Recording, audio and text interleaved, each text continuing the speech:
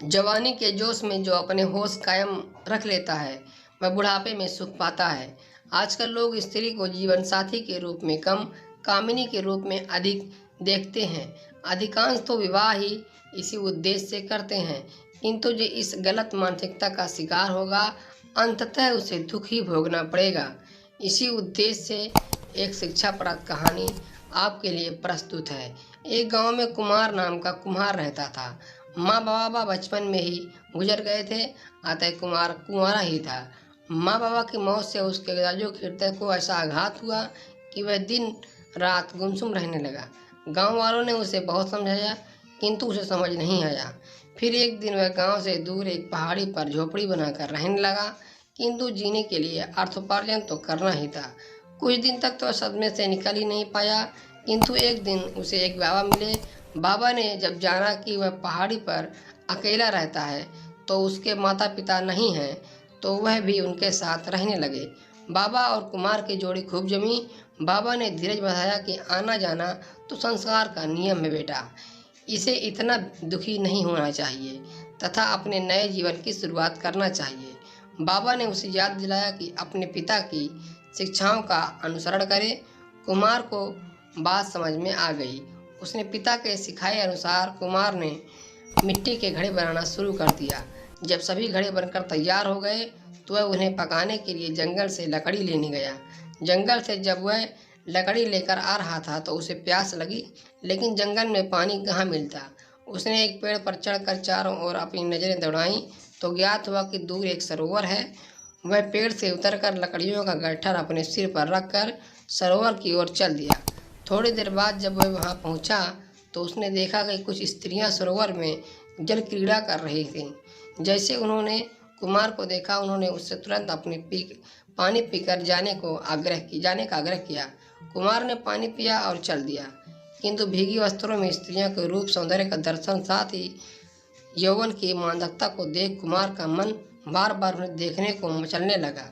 वह चाहता था कि वह उनसे मित्रता करे, किंतु अपरिचिताओं से बातचीत आरंभ कैसे करें इसका उसे कोई ज्ञान नहीं था, और वैसे भी स्त्रियों ने उसे वहां से चलने जाने को कहा था। इसलिए ललचाते हुए भी कुमार लाचार होकर चल दिया। यौवन को आकर्षित करता है, अतः बुद्धिमान मनुष्य को चाहिए कि सावधान रहे। घर पहुंचकर उसने आसमान की ओर देखा तो बादल घिर रहे थे, अतः उसने लकड़ियों को काट कर घड़ों को उस पर जमाया, किंतु इस समय भी उसके मानस पटल पर सरोवर वाला वही दृश्य नाच रहा था।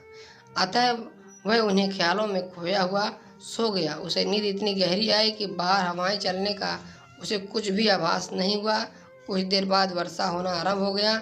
उसके घड़े और तथा लकड़ियों का सभी बाहर ही पड़े थे, अतः सभी घड़े टूट गए और लकड़ियां गीली हो गईं। जब संध्या को बारिश थमने के बाद बाबा गांव से आए तो देखा सभी घड़े टूट चुके हैं और लकड़ियां गीली हो चुकी हैं, और कुमार अंदर झोपड़ी में चैन की नींद ले रहा था।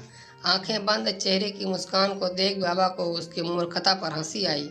बाबा की हंसी सुनकर उसकी आंखें खुली तो उठकर भागा, लेकिन अब वह क्या कर सकता था। बारिश सब बर्बाद करके जा चुकी थी। उसे खुद पर बहुत गुस्सा आया, अतः पास में पड़े एक पत्थर पर हाथ फेंक कर वह अपना गुस्सा निकालने लगा। इतने में बाबा बोले, कुमार, जहाँ तक मैं जानता हूँ तुम दिन में कभी नहीं सोते, फिर आज ऐसा क्या हो गया जो तुम्हें दिन में इतनी गहरी नींद आई कि बारिश आकर चली गई फिर भी नहीं उठे। तो कुमार ने बाबा को सरोवर वाली पूरी घटना कह सुनाई। यह सुनकर बाबा बोले, बेटा, स्त्री के जिस रूप को तुम आकांक्षा रखते हो उसके दर्शन मात्र से तुम्हारा यह हाल है, तो यदि वह तुम्हें मिल गई तो फिर क्या होगा, अंदाजा लगा सकते हो। स्त्री को जिस रूप में तुमने देखा है वस्तुतः वह एक विकार है। स्त्री के दैवी दर्शन को अपने मानस में स्थापित करो तो वह तुम्हारे लिए अर्धांगिनी भी होगी और लाभकारी भी होगी। अब कुमार को समझ में आ गया था कि स्त्री को उसके देखने का नज़रिया गलत था। अब वह सब पवित्र दृष्टि से देखने लगा। कुछ दिनों बाद उसके कहने से बाबा ने एक स्त्री के घर वालों से बात की और उसका विवाह हो गया। अब भी बाबा की शिक्षा को नहीं भुलाता था। स्त्री का सम्मान उसके लिए सर्वोच्च था। यदि इसी तरह प्रत्येक व्यक्ति स्त्री को समझने लगे तो समाज में कितना सुंदर हो जाए। सभी नारियों का भी सम्मान हो और सभी पुरुषों का भी चरित्र पर गर्व हो। ऐसी कल्पना मात्र से ही मन प्रसन्न हो उठता है। आओ सब मिलकर संकल्प लें, नारी का सम्मान हो, अपना देश महान हो।